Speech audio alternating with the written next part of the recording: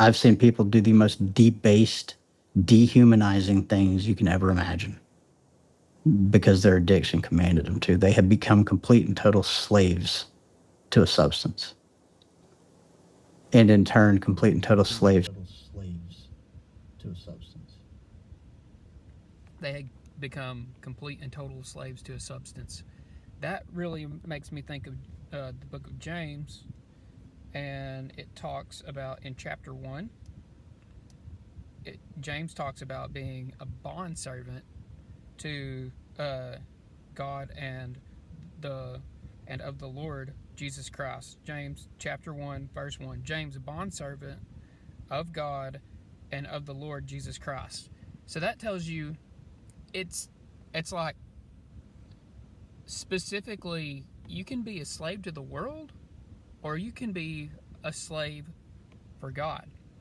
Like you're either going to follow or try to follow and become more Christ-like and give yourself to God and know that he sent his son for a specific purpose, or you're going to try to be your own God. I mean, that just, I don't know.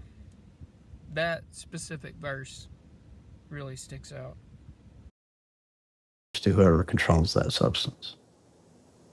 I didn't know the true depths of human depravity until I was out there, until I lived in it and saw it.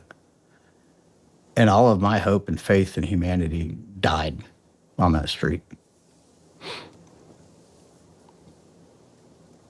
How Yeah, long were you in and out of those? 5 years. I get this. This is You spent 5 years in that shit? In trap in houses? and out, in and out. But I there, wonder, I wonder why they call them trap houses. Like, what's the point of calling it a trap house? Sometimes things actually mean more than they think, and sometimes they're just names. But you know that just I don't know, that sticks out. It's a trap! warrant for 5 years. But all in, I was battling South Memphis for 5 years. That run stopped when they found me on that warrant. And we were talking about God winks. I feel like this was a missed God wink on my behalf, but maybe not because if I'd taken it, I wouldn't be sitting here with you today. See, God has plans for our life, but so often we try to direct them instead of letting Him guide and direct us. Veterans refused to take my case. I did serve long enough to be eligible for Veterans Court. So even though I don't get like VA benefits, I was eligible for that.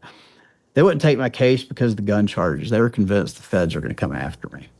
Now, I knew that wasn't the case because I legally owned the guns and I wasn't actually selling drugs. So I had faith that justice would prevail. But the drug court judge heard about my case and decided to take a chance on me. And he told me that if I would sign up for his program, he would send me to rehab and he'd pay for it. And I jumped at it. And so after spending 2 months out there in the traps, that run, I was actually excited. I thought, things are going to be better. And he sent me to rehab. I spent 54 days in there. And like I was serious about it. I wanted to be clean. I did not want to go back to that life at all. I graduated the rehab program and got off to a fairly good. That run stopped when they found me on that warrant. He was battling, and the things he's talking about battling, I believe, is what it talks about in Ephesians 6:12. For we wrestle not against flesh and blood, but against principalities, against powers, against the rulers of darkness of this age, against spiritual hosts of wickedness in heavenly places. So we all have our own addictions. We're all, to paraphrase, we're all fighting our own demons. And I mean, those were his.